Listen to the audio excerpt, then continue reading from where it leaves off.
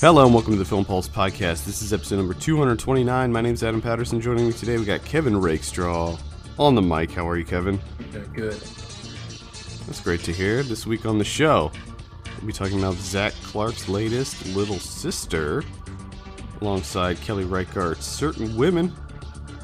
We'll also be talking about some other stuff we've been watching on the watch list, movie predictions, new on video on demand, Blu-ray releases. Let's just dive right in. First, Let's do Little Sister. Okay. This is written and directed by Zach Clark. I have a synopsis here. Young nun Colleen is avoiding all contact from her family. Returning to her childhood home in Asheville, North Carolina, she finds her old room exactly how she left it, painted black and covered in goth/metal posters. Yeah, that doesn't really do it. That synopsis doesn't really do it. I mean, that synopsis is correct. It is. It is correct. Technically, that does happen in the movie. That is very correct. It also points to 0.2% of the film. Yeah. But it also says young nun Colleen is avoiding all contact from her family, comma, returning to her childhood home in Asheville. I mean, it's just by her returning to her childhood home, it would imply that she's actually not avoiding all contact with her family. Yeah. At first, she's avoiding all contact. Let's just review the synopsis and not the movie. Let's do that. I would like to. From now on, I would love to pick apart some of these IMDb synopses. I would love it. So that's a whole new podcast. We'd have to spin it off. It'd have to be a spin-off podcast. So this stars Addison Timlin, Ali Sheedy, Keith Paulson, Barbara Crampton's in there. Yeah, Barbara Crampton, I think, is continuing in everything now. Continuing the Crampton Renaissance. She's in everything, I think. Check the full casting crew of every film from the last 6 years, and Barbara Crampton's in there. I'm perfectly okay with that. I love Barbara Crampton. There's just something about her that I love to see her on screen. It's a welcoming presence. Yeah, it's like, I don't know what it is. I love pretty much everything she's in, except this movie. It seems like you tipped your hand a little bit. I did. So I think I'll start this one off because I don't know. I think you've only seen one other Zach Clark film. Is that correct? You've seen White Reindeer. Yeah, that was it. That's all I've seen. So in addition to White Reindeer, I've seen Vacation and Modern Love is Automatic. And I love Vacation. Love White Reindeer. Modern Love is Automatic was fine. That was one of his earlier movies. I think it was his first. No, it was his second movie. And I did not see his debut, Rock and Roll Eulogy. That was the only one. So I was really excited for this one. I love his style. But I was left feeling a bit meh on this one overall. I found it entertaining, but I just didn't. I wasn't able to really grasp onto any of the characters. The fact that it takes place in 2008, so it's during the Obama election, and it's got this kind of political charge to it with the war in Iraq. And I just, I don't know, I just wasn't feeling it. I was actually quite surprised with this one. Because I remember back to White Reindeer when I saw it, and I think we even discussed it on the podcast. And I was kind of like, that was but I've really grown to hate that movie. I don't know why. Like, if I think of that film, I just get mad. Oh, I love it. I don't know why, but I hate that movie. I've really grown to hate that movie. So I don't typically like cynical Christmas movies, but White Reindeer is just one that I think it's great. But this one I was actually quite surprised. I actually enjoyed this for the most part.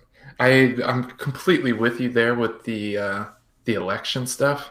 It just seems so out of place. Yeah, it felt shoehorned, kind of. It didn't need to be there, I don't think. I don't know if they're just playing that into with the Keith Paulson character, I guess is what it. But I didn't even really understand. To me, it didn't feel necessary. Yeah, I felt like it just didn't add too much to the overall narrative. one thing that I thought was great about this movie was the performances, pretty much across the board from everybody. Really, really great performances from everybody involved. Addison Timlin, she did a fantastic job. A lot of her, it was sort of an understated character. She was kind of a conflicted character in this, and I liked the fact that a lot of her expression was through facial expressions and things like that. Like that really, she really nailed that kind of those emotional cues. Yeah. And with Keith Paulson, what it doesn't say in the synopsis is the reason that she comes home. She's trying to be a nun. She's not a full-on nun yet. She's in process, in training. She's in nun training. Is that what they call it? Yeah. She's in nun training in New York. She's at the nunnery, and she goes home because her older brother, played by Keith Paulson, is back from the war. He was injured, and he has severe burns on his face. Yeah. And so she comes back to kind of see him and reconnect with him, and I guess maybe her family in general. Yeah. That was kind of one thing that I was wanting more with this, was that I didn't quite connect with Addison Timlin's character, in that I didn't really know what her motivations were. I couldn't really pin her down as far as why she did the things that she did and why she left, and I don't know. I guess I just wanted a little bit more development from her character. Yeah, because the whole reasoning that she left, it seemed like a major plot point, but it wasn't really discussed. Which, I mean, it makes sense if you think about it realistically. You don't really just dive straight into that when you're. It would feel too expository. Like it would just, yeah. But it's just it's just slightly interesting, because what drove her away, and for her to leave her family for what was it, like 3 years or something like that. They haven't seen her. Yeah, I think so. Yeah. And that you decide to be a nun. It's quite interesting. I don't know, and I just didn't feel like that was really. And that's the thing, like they didn't really get into it that much. And it seemed like she was really, really not just goth, but it seemed like she was pretty much a Satanist. I mean, she had like the upside down cross, the upside down crosses, and I mean, she was like full on. Yeah. To take that kind of complete 180, it was confusing to me. I wanted a little bit more as far as exploring her character and her motivations. Yeah, especially considering that you leave your family because they're having. I'm trying to think of like a way to express it without giving away the reason that would drove her away. But her family needed help, and then you end up leaving and cutting off all contact with them for 3 years to dedicate your life to helping people when your family really needs help. You know what I mean? Like, you're not there for your family. Yeah, exactly. And maybe that's part of it. I mean, maybe that's because, as you might expect, when she comes back, she's reluctant to come back, but she eventually does reestablish these connections with her family, and it has a pretty happy ending. Which I will say this. I thought Zach Clark handled something really well, because I was really nervous about it. When she eats the shrooms. Oh, God, towards the end, I was like, God damn it, we're going to go into a goddamn drug trip. No, I thought he handled that quite well. I did. I just her reaction of going, oh, that's not good. Yeah. Yeah. So, I mean, this is a dark comedy for sure. It's the type of comedy that's right up my alley. But I enjoyed it more than White Reindeer for the fact that I don't think that he didn't go too dark. No. And I thought that he had a good mix of emotion and the dark humor in there, that it worked out quite well. That made it much better viewing experience than White Reindeer. And then, of course, like you said before, the performances that you have here with Addison Timlin and Ali Sheedy, Keith Paulson. Yeah, I was going to come back to Ali Sheedy because, to your first point, I would say that with White Reindeer, it's a depressing movie. You don't leave White Reindeer feeling good. Yeah. You don't feel good about yourself. You don't feel good about the world. It's a very dour movie. It's a very sad movie. And in a lot of ways, this movie's kind of the opposite. Yes, there are sad things that occur, but ultimately, I would say it's almost an uplifting movie. Yeah, because I don't think with Little Sister, I think you have the cynicism and the dark humor. I think is much more natural feeling than with White Reindeer, where it almost felt like he was just laying it on thick. Like, let's try and make every single corner of this movie dark humor, and it's just at times it felt too much. It was overwhelming. There's like Jesus, like everything, like every frame. Yeah, I mean, I can definitely agree. Dark humor. I can definitely agree with that. Although, this is more of just about a dysfunctional family, whereas White Reindeer is I mean, the subject matter of White Reindeer is inherently darker than what's going on in this movie. Going back to Ali Sheedy's character, she was a bit of a nut in this, which anytime Ali Sheedy plays a nut, I'm all about it. So I think she plays the crazy person role, like, to a T. I mean, she's a bit moody. It seems like in this film. Yeah, her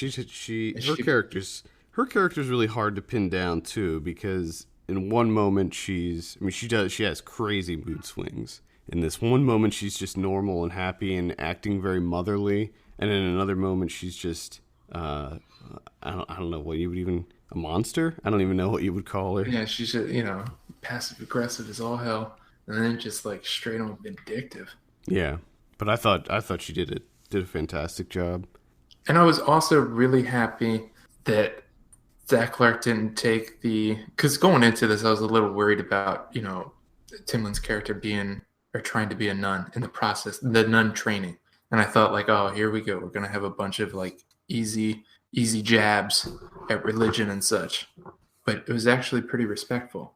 Well, he didn't really criticize religion at all. No, I mean, there was no that was one thing that I was wondering if it was going to kind of go there as well. But he doesn't go after religion in any way. It's just a plot point, really. It's just and I thought there would be. And I'm so happy that it wasn't. And, this is mostly on me for setting up expectations that are kind of unfair. But I thought there would be, some like low-hanging fruit, dark humor, pointed at nuns or religion in general, but kind of stayed away from that. Yeah. Which was refreshing. Because it's easy to make fun of religion. Sure. Yeah, it is. I agree. It is low-hanging fruit. Because really the only thing that happens is when she goes to the Cocoon Central showpiece. Yeah, and she gets confronted by those performers. Yeah. I love how they were having that conversation while they still had their stupid little plane hats on. I also have to say that I liked Peter Hedges' character. He was the dad. He played the dad. He played such a good dad. And such a good suburban dad. Just trying to occupy that space of like the peacekeeper, the diplomat. It's just like, come on, guys. Too often in movies like this, the dad plays the buffoon, and I always like when the dad in the movie, he's the centered one. He's the one keeping the peace. He's the one he's playing both sides. He's just trying to make everybody happy. And yeah, he was a great dad character in this. Yeah, he was like a tiny bit of a buffoon. A little, but not offensively buffoonish. Yeah. Over the top. Like he knew what was going on. He was very cognizant of what was going on with his wife and his daughter, and he was trying to just make sure that everything was at an even keel the whole time. One thing I didn't really, I guess that was fine.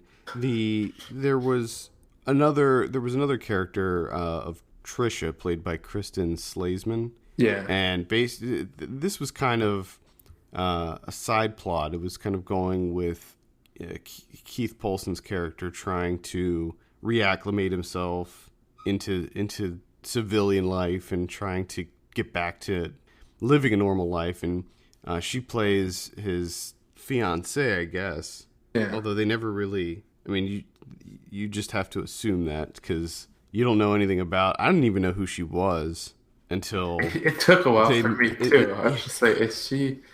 I thought I didn't know if she was another sister or if she was.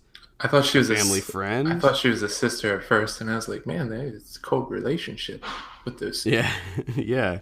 And I was like, oh, okay, that's kind of odd. I think I didn't even realize it until there's one scene where they go to this farm and Addison Timbaland's character is having a conversation with her. Yeah. And that's when I realized, like, oh, okay, all right, so they're together. But I didn't feel like that little plot thread was. I thought that was kind of weak because there's a scene where they show her kind of like she's still with him, but he's acting very cold towards her, and she's trying to make it work, but it's a struggle. Yeah.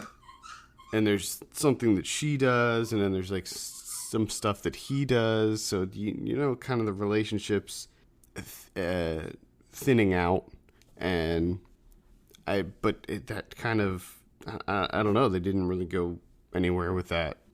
Well, they just kind of tied up at the end. I guess I don't know. I guess I wanted something more substantial. Like if you're gonna take the time to show that this is putting a serious strain on the relationship. I mean, I think that we could assume that was already happening, and to take the time to show these things that are happening, do something to bring them back together or show us that they're weathering the storm. Yeah. Rather than just showing a one-off scene at the end, because that was kind of one of my issues with this, is that I felt like it's only an hour and a half long, but I just felt like there was so much in here that didn't need to be in here, and it just felt I was feeling strained while watching it. I enjoyed it. I don't know. I enjoyed it. That's great. I'm glad. For some reason, it's just maybe it was just not what I expected, and I was kind of just subconsciously let down with it because I don't have a lot of like harsh criticisms against it. It was fine. I'm still gonna watch whatever Zach Clark has coming up next. It certainly doesn't. I saw that Slant gave it a 1. Whoa. They gave it a 1 out of, what was their scale, like a 5 or something? Like, I can understand not liking that. Or maybe like a 1.5. I can see that. 1.5 out of 5. I can understand not liking it, but I don't think it's god awful. Well, yeah, I mean, come on now. 1.5? Give me a break. Like, I can't even understand how you could rate it that. I might have liked this one less than Vacation and White Reindeer, but come on. Performances alone should, at least get you 2. At least get a 2. At least get a 2. The Crampton factor is good for at least half a point. Yeah. All right. Any final thoughts on Little Sister? I was quite surprised and happy that Molly Plunk was in there from See You Next Tuesday. That was quite a surprise that made me happy. I thought she was good in it as well. But yeah, like all the performances. Yeah. At least 2. Yeah. Come on, man. Yeah, I thought Molly Plunk was I could have just done with that. The biggest thing for me is the election stuff. Yeah, that really needless, unnecessary. I don't know. I thought Molly Plunk's character of Emily she was a little annoying to me. Okay. I was a little annoyed by her. Okay. She did a good job. I just thought the character was a bit annoying. All right, Little Sister, let's give this thing a score. I'm going to give it a 6 out of 10. Ooh, I think I'm going to go 7. Very nice. This is playing now in select cities and on VOD platforms. So check it out. Cool. Check it out. I also saw that also co-written with Melody Sisk, who's in a lot of Zach Clark stuff. Mm-hmm. She also co-wrote it. Just wanted to clear that up because again, you're like written and directed by Zach Clark. But she was also in there too. Yes, she was my favorite character in Vacation. She was Dee Dee in Vacation. I'm gonna have to see Vacation. I I don't know if you're gonna like Maybe that one. not. I don't know if you're gonna like that one. Maybe stay away. Is what you're saying? I'll be interested to hear your thoughts, but I just, yeah, I don't know. You might like it. It's, if you like this one, I don't know. It's a lot different than Little Sister for sure. Like I think the budgets for his movies have gone up, each one that he's done, and they have a more mainstream feel to them. But I think that his voice can still be kind of heard in all of his movies. I'm gonna watch Vacation. Do it. All right, let's move on. Talk about Certain Women. This is directed by Kelly Reichardt. It's also written by Kelly Reichardt based on the short stories of, how do you say that? Maley Malloy? Malloy? That sounds about right. Based on the short stories of Maley Malloy. This, I have a synopsis here. The lives of three women intersect in small town America where each is imperfectly blazing a trail. This stars Michelle Williams, Laura Dern, Jared Harris, Kristen Stewart, Lily Gladstone, James LaGrosse. Which, I don't know what it is, but anytime he pops up on something, I never remember who he is. He's a character actor. I like that guy. Who's that guy? Yeah, what is he? He's a great character actor. He's always great. I think he doesn't get enough credit. No, he doesn't. Even by me, because I can't remember who he is. My apologies. He's like he's like where Richard Jenkins used to be. Yeah, he's been in a lot of stuff. Yeah, he's a great character actor. I mean, he's had some big roles. He's great in Mildred Pierce. Yeah, I think he's great in almost everything he's been in. He's a very versatile actor too. He can do comedy. He's in a lot of horror movies. He can just. I think mostly you want to put him in roles that take place in cold climates because he just looks right at home in cold climates. Yeah. The beard. It's the beard. It's the combination of the beard and like the messed up hair because so it always looks like he was just wearing a knit hat and took it off. And also he looks good wearing like sweaters and coats. He just looks like a dude that he's the perfect canvas for sweaters. Yeah, and knit hats. All sorts of knitted things.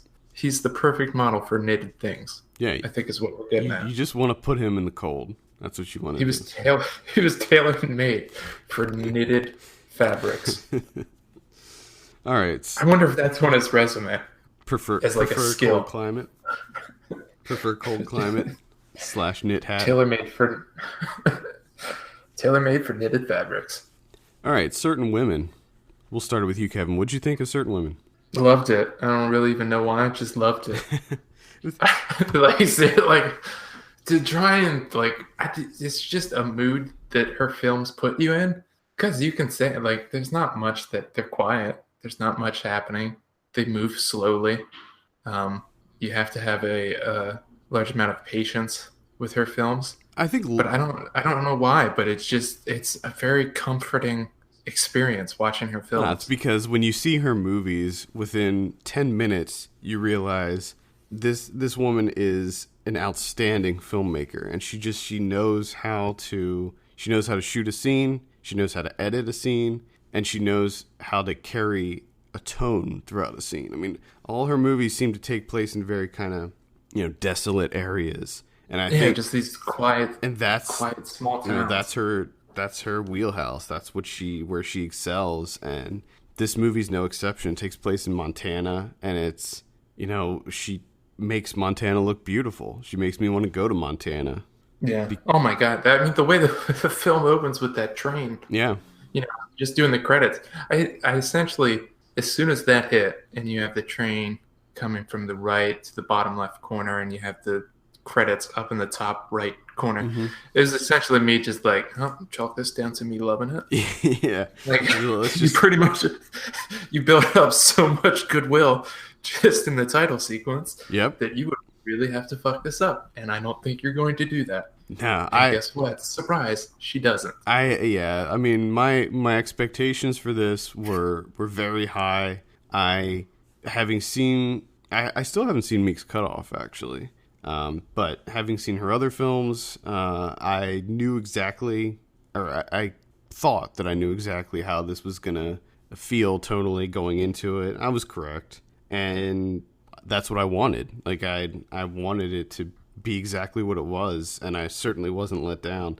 You know, again, this is a movie that excels in performances. Kristen Stewart, once again, doing a fantastic job. She's on a crazy streak right now. I don't know. I don't know if it's her agent that is kind of.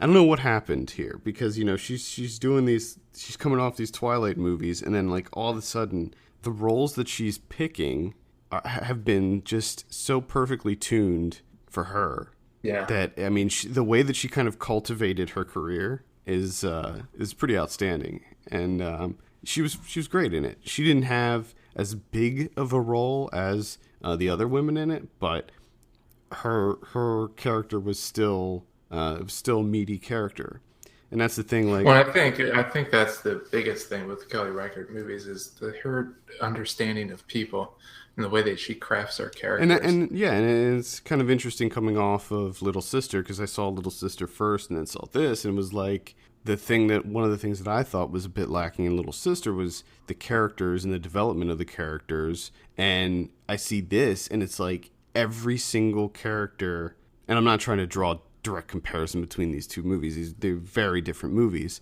but the characters in this were so deep and complex. And I wanted to spend more and more time with these characters and get to know them, because they were so intriguing to me, which is interesting because they're just regular people. That's the thing. Like, her movies are very understated. They're very, she doesn't sensationalize anything. It's all very rooted in and grounded. But I think that's something that she does. That's just, I don't know how she does it, because you're right. They're just real people. But like you said, the characters feel there's such a depth to them, and they're so well-rounded. They just feel like lived-in characters. Like they have a whole backstory that you can imagine. And I don't know what it is, but she makes like just real-life people seem magical. Yeah.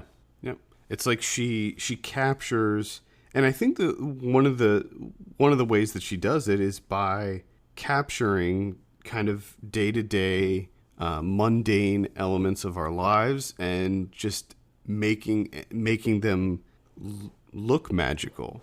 Yeah, just because it's all the quiet moments, really. Yeah. Most of it, except for, like a hostage negotiation. That's not really a quiet moment. But even that was so like understated and minimalist, just the kind of nonchalant way that the cops were dealing with it, and just it was like the laziest hostage situation you've ever seen on film.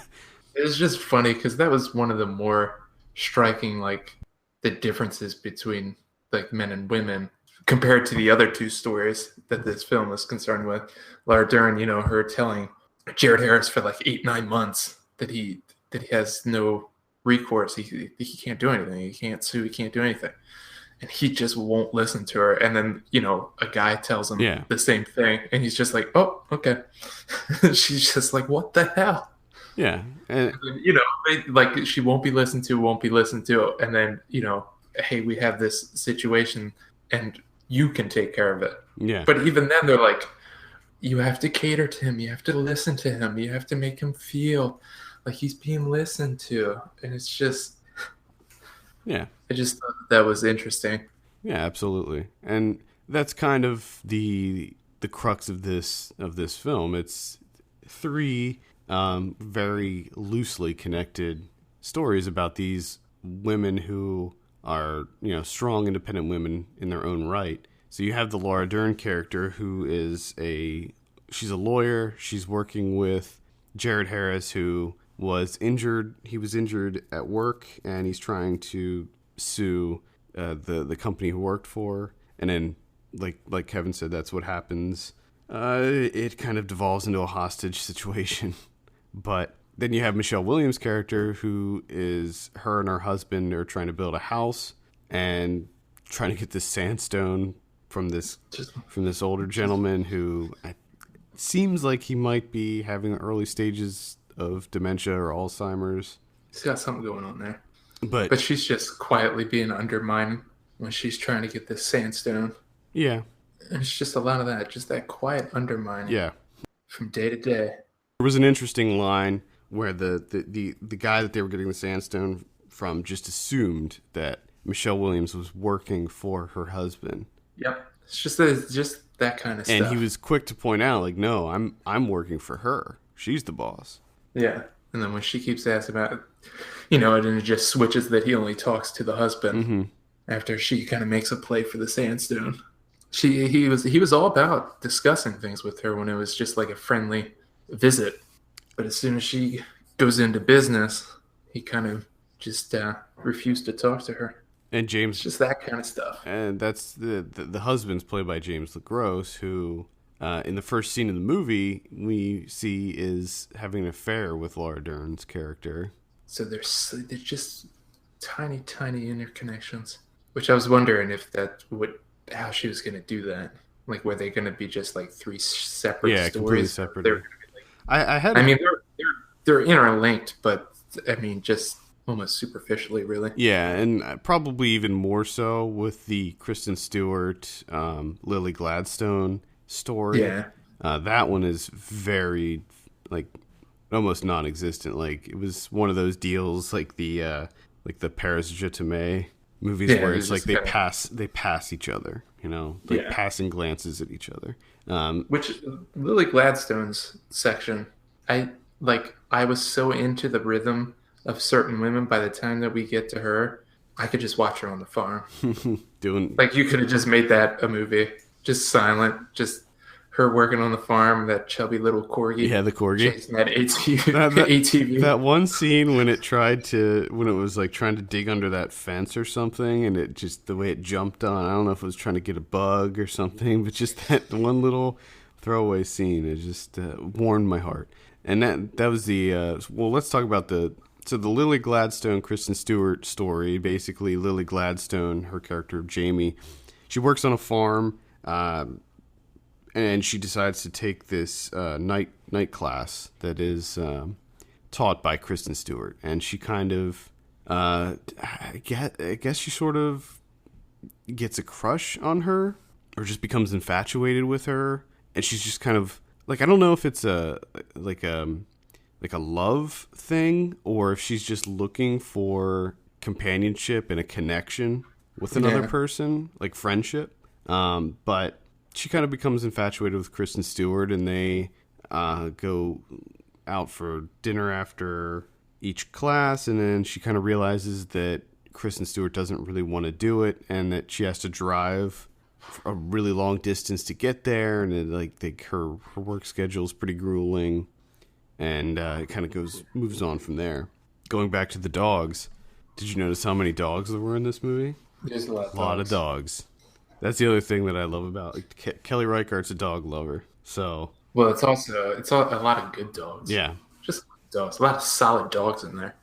Every there's at least 3 dogs in the movie. But that chubby corgi takes it. The chubby corgi is the best, of course, because that was the only dog that got me to name it. Because like right off the bat, I was like, "You're Chubbers." Chubbers, okay. And then every time he would show up, I'm like, "Chubbers." I really like that corgi. Yeah. Just a heads up, people. I'm not even a huge. Awesome. I'm not a huge. Corgis are so cool. Yeah, I'm not a huge corgi guy. Like I like. My wife had 2 corgis, so I like them. Man, they're the best. But just something about them. They're just fun to watch. They're interesting. Especially if they're just a little bit of heft to them. Yeah. The way they waddle. Exactly. That corgi could move though in the movie. Exactly. I was quite surprised keeping up with that ATV. Definitely. Damn, Chubber's got some speed on him. I guess I see. There's a small thing. Just assuming it's a guy dog. I don't know. It's a lady. It's a lady dog. It could be. Quick. Chubbers is quick. Just deceiving with that quickness. Now, what did you think of the? Because we touched on it briefly. I mean, this is a film about 3 strong women. It definitely has kind of like a feminist vibe going through it. Did you feel like any of that was too overt or too on the nose. No, not at all. I felt like I was expecting it to be more overt going into it. I don't know why I thought that. It was kind of ridiculous for me to think that she would do something like that. But yeah, I thought that it was all very done in a very minimal and natural way. Yeah, I honestly think that she can do anything. Like if we could just make the next movie, Reichardt's next movie is just someone walking dogs. Like, I think that she could do that for like an hour and 40 minutes, and it would be amazing. Just someone walking dogs. Now, where does this stand on the Reichardt scale? It's up there. It's up there. You think this might be the best? Is this the top of the list? I don't know if I would go best. It's difficult to say because it's been a while since I've seen like Wendy and Lucy and Old Joy.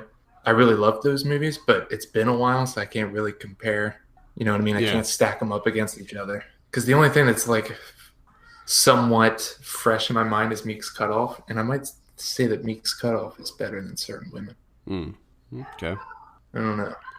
Well, for me, I need to see. I have not seen River of Grass, Old Joy, or Meek's Cutoff. So those are those are three of her movies that I have not seen. I think Wendy and Lucy's probably still the top for me, just because I don't know, just because it's about a dog mostly. I mean, as far as like the quality and the characters and the narrative, I would say that they're almost on equal terms, but I found myself more enthralled with the journey of Wendy and Lucy, I guess. Yeah. But you're a sucker for dogs. I am. You inject that dog in there and you're just like, yes. Any other thoughts on Certain Women? Watch it. Fantastic movie. Probably one of the best of the year for me. Without a doubt. I don't know if I accurately expressed my adoration for this movie, but I really did love it, and it's hard to describe. It's like with Kelly Reichardt movies, it's like you just have to see them, and I understand that a lot of people are not going to be on board with them because yes, they are very quiet. They're somber. There's not a lot of action. The dialogue is sparse and. They're slow burns. I mean, they're slow burns that don't really go anywhere. They kind of just fizzle away. But it's in that. It's in that simplicity. Like they don't even really fizzle. It's just more so that you leave the room. Yeah.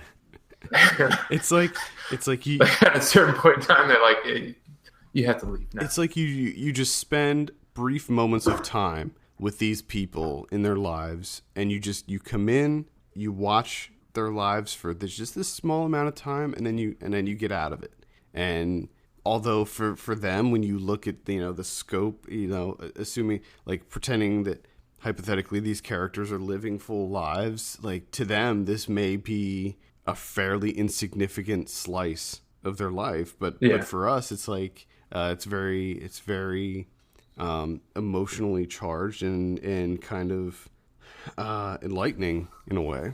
Yeah, I would agree.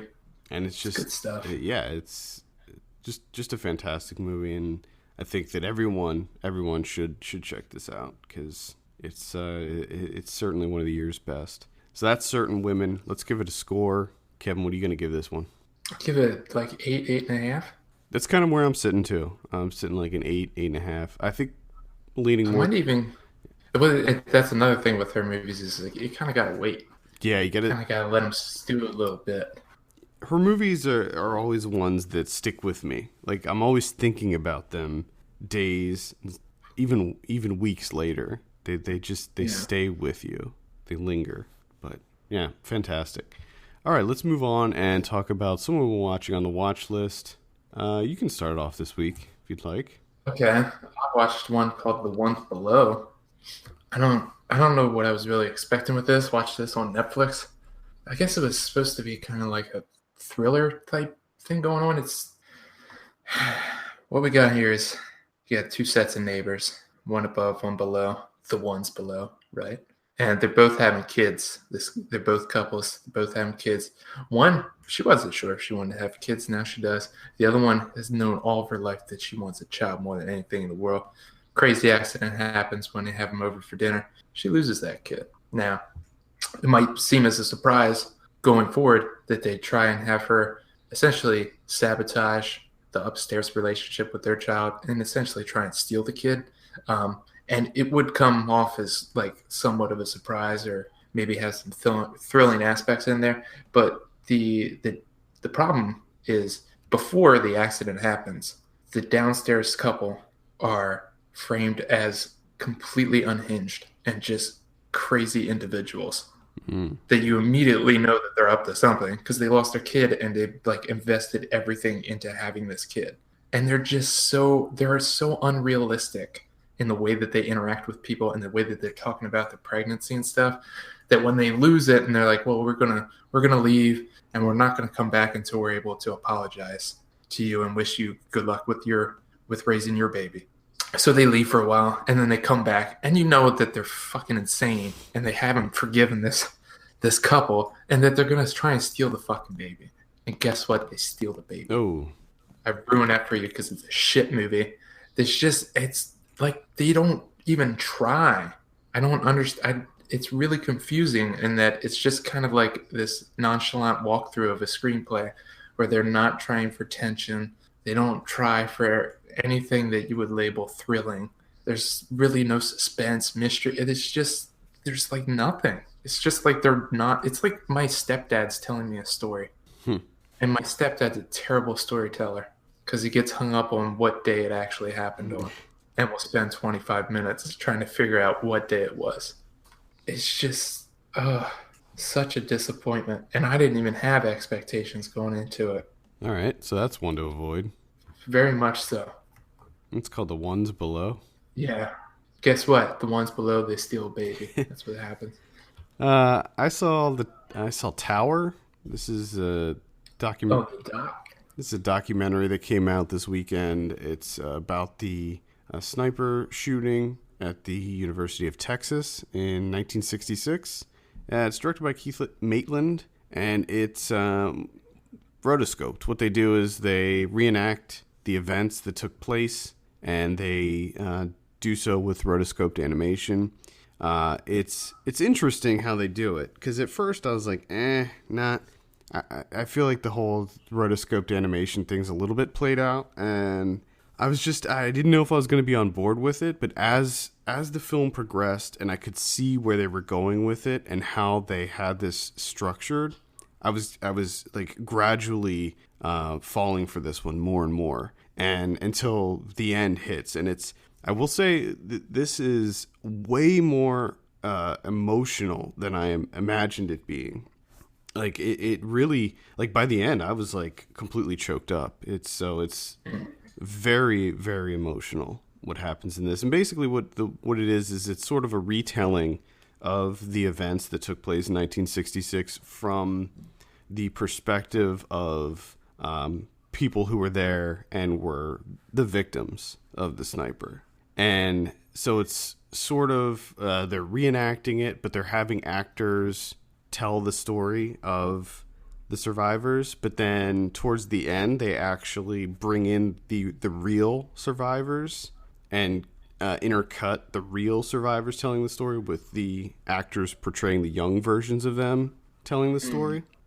And it's really good. I mean, it's not anything what I expected. I expected it to be just kind of a normal talking head style documentary that just had this kind of animation tied to it, because I was assuming that they probably didn't have enough footage and stuff to actually make a whole visual documentary about it. Yeah. But and they do intercut news footage and stuff like that from it too. So there is live action elements to it as well. And anytime they show the real survivors, anytime they bring them in, they are real. Like, they're not animated or anything. Okay. But I would say check it out. If you're not familiar with the events that took place in 1966, it was unheard of for the time. I mean, it's so interesting because, and then they actually touch on this in the documentary. Now, mass shootings are the norm. We're completely desensitized to mass shootings, but back then, this was unheard of. Nobody knew what to do. Like there was. Nowadays, it's like, hey, did you hear about? And then insert a town name, and you're just like, your immediate thought is, oh damn, shooting. Yeah, exactly.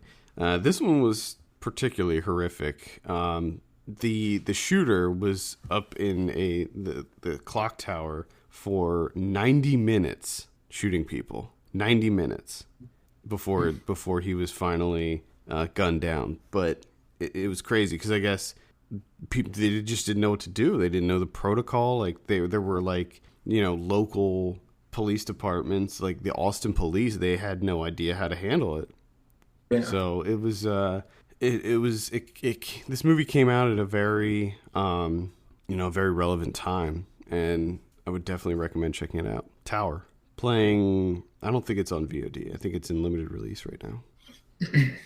Yeah, I watched one. I guess I could look it up, but here on Letterboxd it says it's from 1990. That's wholly inaccurate. It's like 1960 something, 1969 maybe, 68. It's called The Ear. It's from Carol Kachnia.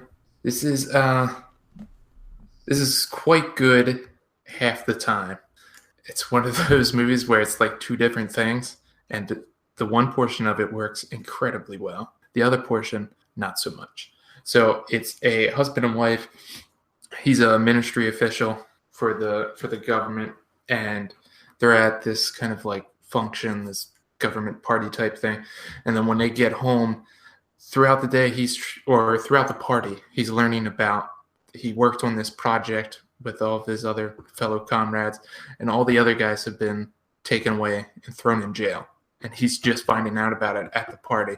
And he's figuring he's the last one to go. So he's just automatically assumed that at some point in time, they're coming to get him and taking him off to jail. So it's him and his wife dealing with that when they get home after the party. So throughout them kind of like bickering in the house, and you get in arguments, and him trying to burn evidence and all this type of stuff, and having to deal with the ear, which is the listening devices in his house, where they can only essentially function in like a couple of rooms. So it's him kind of recalling things, interactions, tidbits that he heard from people from the party. So it'll go to like a flashback of that. And in the flashback, they use everything's POV shots from his point of view. So it's just like random people at the party talking to the camera. And it's really jarring, and it doesn't work at all. It just really fucks with the rhythm of the at-home stuff between the husband and wife, because all of that is spectacular. It's a great relationship drama with the paranoia mixed in and how that affects their relationship. So it's just, when it's the stuff at home, the husband and wife, fantastic. The flashback stuff just throws it, just really fucks with the rhythm of the movie. But the one that plays the wife, Jarina Badlavova, like, she gives an amazing performance. She is unbelievable in this film. Cool. So it's definitely worth a look. I saw this on, well, I guess not for long. It was on Hulu Plus, because it's a Criterion film that actually hasn't, I don't think it's ever been released on disc form. It's just one of theirs that they have on the Hulu Plus, which I guess will be on Filmstruck now. Speaking of which, do you know if all of the Criterion stuff on Hulu is going to be pulled off? I don't know. It sounds like it is. I mean, because all I know is that the entire digital collection of Criterion releases is going to be on Filmstruck, but in none of the press releases have I read that it's going to be pulled off of Hulu. I'm assuming that it is. Yeah, but I don't. Just what makes sense. Yeah, but I don't know. I don't know that for sure. Interestingly, I saw an ad on TV for Filmstruck yesterday, which was really, yeah, it was weird just to see an ad on TV for this new service. Are you going to be getting it? No, I need them to change something on their website. Let me be able to look through your library before I sign up for this. There's nothing more than I hate than that, because it says like right now it's just like, take a look at the library or explore the library. And I click on it and it shows me like 3 directors that they have. And I'm like, well, that's not enough. Like, I need to know what you're going to have. Is it worth my time and money? Well, Because I don't want to sign up for the thing and then, it's just like Criterion's and like like a handful of like classic movies. You're like, oh, fuck that. I can just watch it on they Fandor. did release some of the titles that they're going to be featuring at launch. It's like they're doing like kind of curated collections and stuff from different people. So Yeah. I wrote an article about it that had all of the initial things, but I don't think that that's everything. I'm assuming that's not going to be everything in their library. No. But I want to know what the other stuff's going to be. I don't like that you have to pay extra for the Criterion add-on. Oh, I didn't know Yeah, that. you got to pay extra. Oh, well, fuck So like you then, Chuck. the service is one price, and then if you want the Criterion stuff, it's an add-on. Yeah, it's kind of a bummer. All right, I saw Mascots. This is the new Christopher Guest film that's on Netflix right now. I thought How's this? it was okay. Yeah. Yeah, I mean Christopher Guest stuff. I love I love Best in Show. I love Waiting for Guffman, and he didn't direct This Is Spinal Tap. But let's be real. I mean he played a pretty big part in that movie as well, and all of his directorial movies basically emulate that. It's all kind of the same, but just different subject Yeah, matter. so this is exactly what you would expect. I mean, you watch 5 minutes of this and you know it's a Christopher Guest movie. It's got everybody from all of his previous movies. This one, I laughed more than A Mighty Wind, or was that other one, the For Your Consideration. Yeah. I thought it was funnier than those two. But the humor, the style of humor was different. It was much more on the nose and kind of goofball.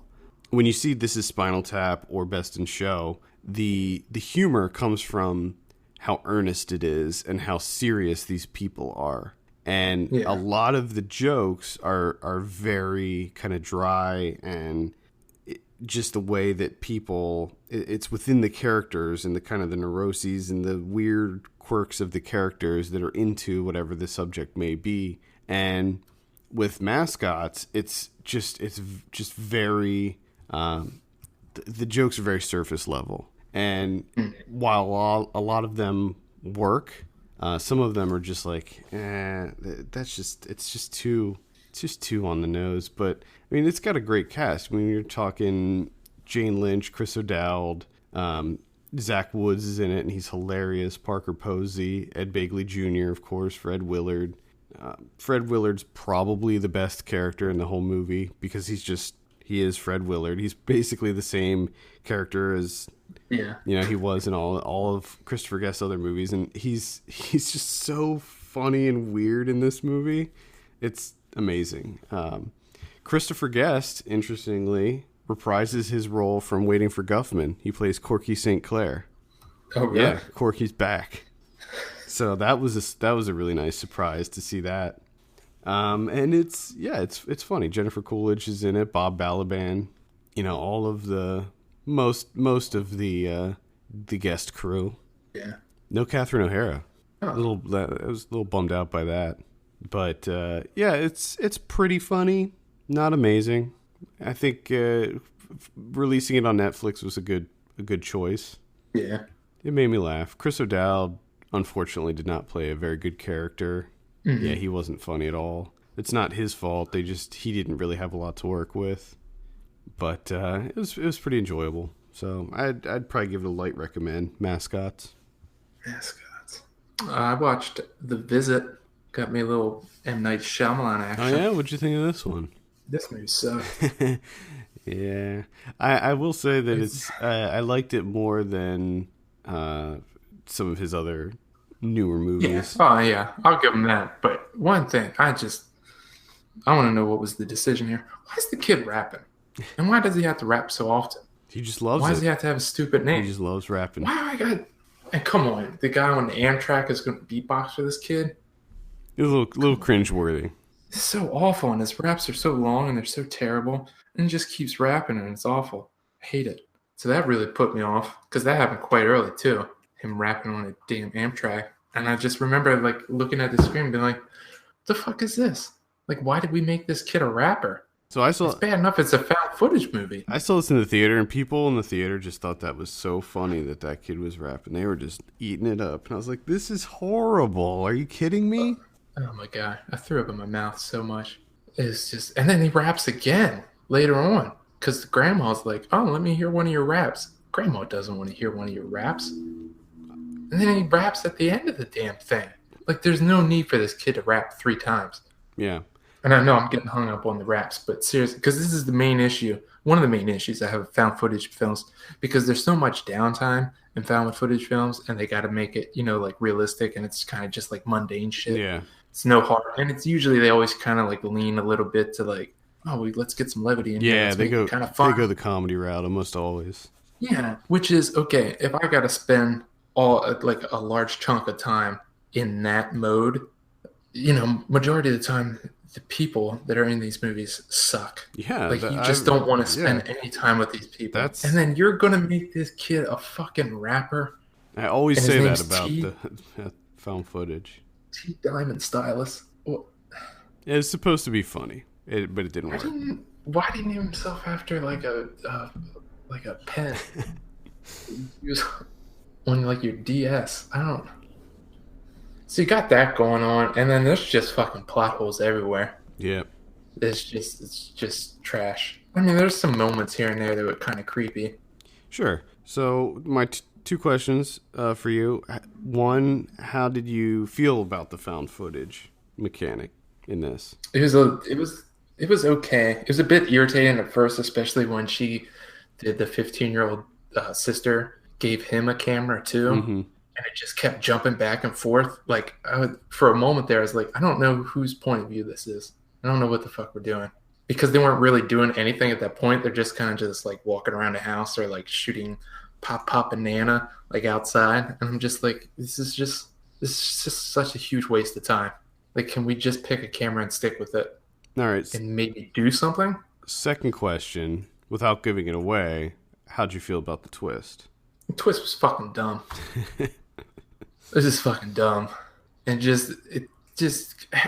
don't know if it's because he builds everything up that's on the shoulders of the twist, and then the twist just can never handle. There was no way, when you look at that movie and how it was structured, there's no way that anything would be satisfying. Like, and sometimes when movies bank on a twist or multiple twists, that happens a lot, where you're like, there's nothing that this director can do to make this worthwhile. Like, they kind of paint themselves into a corner in that respect. And it's like, I don't know if this is giving too much away, but it seriously took the cops like 8 hours. Yeah. To show it. Like, come on. Also, just leave. Yeah. So that's The Visit. Did you see the trailer for his new movie? No. The one with God damn it, James McAvoy, where it's he plays somebody that has like 21 personalities. He has multiple personality disorder, and he has 21 personalities or something. That looks like a chore. That one, I'd probably skip that one. That sounds awful. Yeah. Awful. Yeah. The only other one I saw this week was 13th. This is, again, a Netflix documentary directed by Ava DuVernay. It kind of covers the 13th Amendment, and it starts off with sort of a history lesson it starts back with the abolishment of slavery, and kind of gives us a really quick overview of how the 13th Amendment came to be, and then how it basically transformed from, it abolished slavery, but it kind of, in the amendment, it states that prisoners are basically exempt from the 13th Amendment. They have no freedom. And then it goes through, Jim Crow, and then kind of goes into the Reagan era with the war on drugs. And it basically takes a look at mass incarceration in this country. And I knew pretty much everything that was in this documentary already. I had already been pretty informed on this whole situation. But that doesn't mean that this isn't a necessary documentary. I feel like everybody should watch this one. This is one that everybody needs to see. However, I'm pretty sure that the only people that are gonna see it are the ones that already know about this. Yeah, and are already kind of outraged. Yeah, and I mean it's well put together. It's your typical kind of talking head documentary, but it's really the important thing is the information held within this, and it's maddening. It's incredibly sad, and it brings more light and hopefully will spark more conversations about how the criminal justice system and the prison system in our country is completely out of control and needs to be reformed immediately because it's insane. America accounts for 25% of incarcerated civilians in the world, and there's something wrong there. And this just a bit. It just shines a light on all of this and the cause of it, and that's the interesting thing is how did this come to be? What were the bills, what were the laws that went into effect that brought us to this point in our history?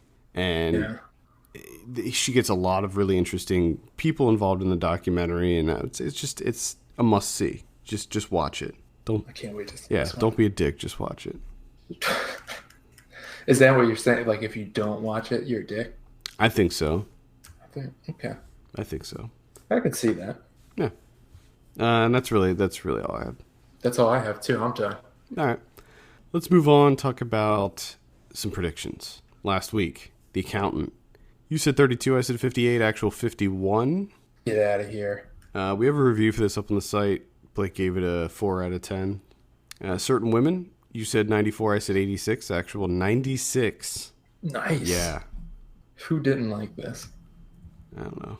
Some asshole. I have a feeling that asshole's going to be like, it's boring. No. I don't.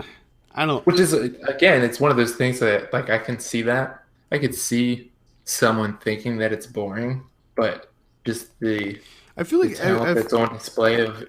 I feel like anyone that says that movie's boring, they're just not trying hard enough. Like they're not attempting to actually watch it and let it wash over you. They're not, their brain is turned off. I was like, who would it be? Rex Reed. Is that who it was? Yeah, there's two people. It's Rex Reed. Oh my god. And the other one is a song I've never heard of. Of course it's Rex Reed. But he probably did like it. He just wrote a bad review because that's what he likes to do.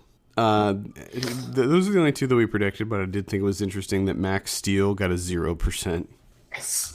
So I always feel like I need to point out the zeros. They're good stuff. Yeah. I like the zeros. Next week, we have Jack Reacher Never Go Back.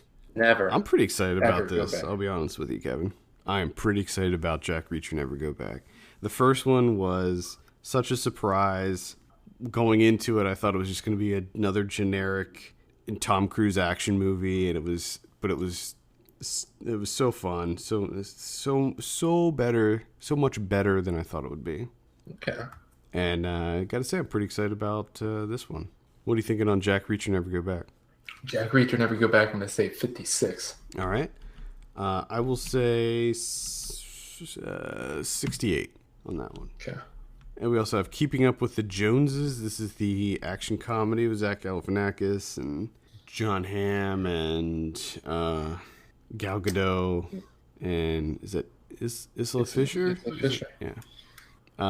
This one doesn't look good to me at all. No, it doesn't. Not into this one. So I'll say 36. I'll say 24. All right. And we also have Ouija, Origin of Evil. Oh, boy.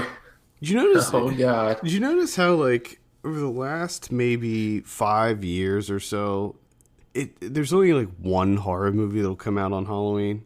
Yeah, it's such bullshit. I don't understand why. I hate it. Why that is the case. Like, it's Halloween time. It's October. Come out with the horror movies. Well, I mean, you do get two this year because you also get Boo on Madea Halloween. You do. You do get that. That is something. Which is going to be playing at my theater. Fuck yeah. That's the only Halloween movie I get is Boo on Madea Halloween. So I didn't see the original Ouija movie. I heard it was very bad. This one looks interesting though because it takes place in the '60s and it looks more scary than the first one. It kind of has a Conjuring vibe to it. I mean, that's probably on purpose. Not saying it's going to be good. I'm just saying from the trailer, it looks better than the first one. What are you thinking on Ouija, Origin of Evil? Oh, that's a tough one. I'm going to say 44. I will say 42 on that one. Okay. In limited release next week, we have 31, which is the Rob Zombie movie. That's garbage. Yeah, I saw this right before I left for my trip, so I didn't talk about it on the show. But it is not good. It's about a group of carnival folks that get kidnapped by a sadistic family of clowns. Okay. And have to play a game that involves different clowns trying to kill them. It's bad. It's bad. We also have Moonlight. Oh, yeah. Yeah. I'm excited for that one. That one's probably going to be quite good. In a Valley of Violence. I'm excited about that one. New Ty West. Okay. The Handmaiden. Highly recommend that one. We'll probably review that next week. I'm excited all these movies that aren't going to come my way. Yeah. Awesome. Park Chan-wook. American Pastoral. Okay. I actually don't know about that one. That's someone. Yeah. King Cobra. That's the one with James Franco and Christian Slater. Saw it at Tribeca. It's decent. It's about male pornography. I remember you talking about that one. Yeah, it's decent. The Whole Truth with Keanu Reeves. Fire at Sea. Fear Inc., which is another one I saw at Tribeca. It's it's like the game, but kind of a horror themed version of the game. Okay, I remember you talking about that one as well. Yeah, it's not very good. Good Kids, We Are X. I don't know what that is. Maybe a documentary? Rockumentary, maybe? Autumn Lights. You can check out an exclusive clip for that on the site. Takes place in Iceland. Which, by the way, have you seen the new trailer for Star Wars Rogue One? No. Oh, you got to check that out. Oh, it's so good. I don't know much. I'm going to see it. So. Yeah, part of it was. I don't want to know anything. Part of it was shot in Iceland, and the beginning of the trailer is clearly in Iceland, and it looks amazing. The Uncondemned, Courier X. That's pretty much it. Okay. Oh, that on the 26th, October 26th, that Oasis documentary comes out. Supersonic. Thank God. I know. I'm dying to see how that Oasis works. I don't understand how they're still talked about and relevant. I mean, do they make music still? I don't even know. I don't know, but they had 2 songs. Yeah, they did. But I always hear about Oasis. I just don't get it. I never really liked them, honestly. I hated them. I couldn't stand them. They're so awful. They were a little whiny. Oh, yeah. Mm-hmm. Next week on VOD, we got In a Valley of Violence, Fear Inc., Mr. Church. I think it's a Disney one with Eddie Murphy. Oh, okay. Stalk Her, stupid name. Good Kids, and Wizard Mode. Did you say Wizard Mode? Wizard Mode. I think it's a pinball movie, pinball doc. Uh-huh. I think it's about a guy. Maybe he has autism or Asperger's, but he's really good at pinball or something. I was hoping it would actually be about wizards. If only. We need a good wizard movie. We don't have a lot of good wizard movies. That is. We need some good fucking wizard movies. Yeah, I agree. People, someone make a good wizard movie, please. I could really sit down for some wizards and wizardry, and warlocks, witches. That'd be cool. Cool.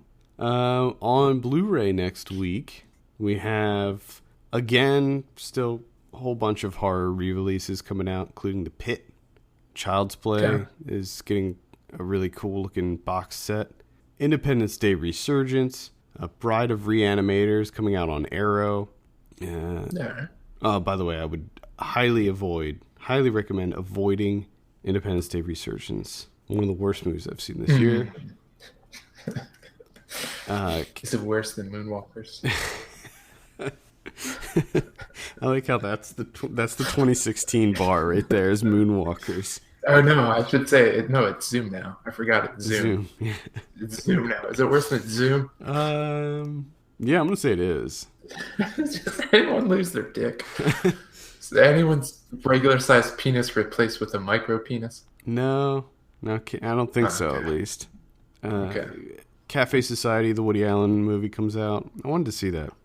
Body Snatchers. This is the 1993 one. That's the Abel Ferrara one, I think, right? I have no idea. Asking the wrong guy. Our Kind of Traitor, What We Become. Special Effects is getting a Blu-ray release. This is the 1984 one. I just saw this for the first time not too long ago, and it's a pretty fun movie. That's pretty much it. 31 is getting a Blu-ray release as well. Okay. It's got a cool cover, but don't let that fool you. Don't be fooled. Nah. Wait, so it's carnival workers versus clowns. Mm-hmm. But they're not from the same carnival. Dueling carnivals? The clowns aren't really a part of any carnival. They're really just... They're just clowns? Yeah, they're just there. Come on now. What do we have on the Criterion front next week? We have a box set. Del Toro box set. Yeah. Just Kronos, Devil's Backbone, and Pan's Labyrinth on Blu-ray. They're selling them individually, too. So if you only want one of them, you can pick them up individually. Yeah, that's pretty... that looks pretty great. And then Shortcuts is getting the old... coming back out on the Blu-ray from Robert Altman, 1993, that's a solid movie. I own that one. It's quite good. Never seen it. A lot of people in that one. A lot of people. Robert Downey Jr. Tim Robbins in that one? Yeah, Tom Waits. Yeah. Man, I mean, it's a huge cast. Julianne Moore, Beck Lemon, Andy McDowell. I'm looking at Lily Taylor. I'm looking at pictures. I know there's a lot of people in it. I'm looking at pictures. No, I'm going to name all of them. Hang on. Am I doing it right, Janet? I'm looking at pictures of the Del Toro box set, and it looks pretty awesome. It does look great. The artwork and just how it's put together, how it folds exactly. out. It's really, really cool. Very cool. All right. I think that's going to do it for this week. Thank you so much for listening. You can send us your questions and topics to podcast@filmpulse.net. You can follow us on Twitter @FilmPulseNet and @FilmPulseKevin. And if you have a minute, take a look at our Patreon page, patreon.com/FilmPulse, and consider helping us out by becoming a subscriber. For Kevin Rakestraw, my name's Adam Patterson. We'll see you next week.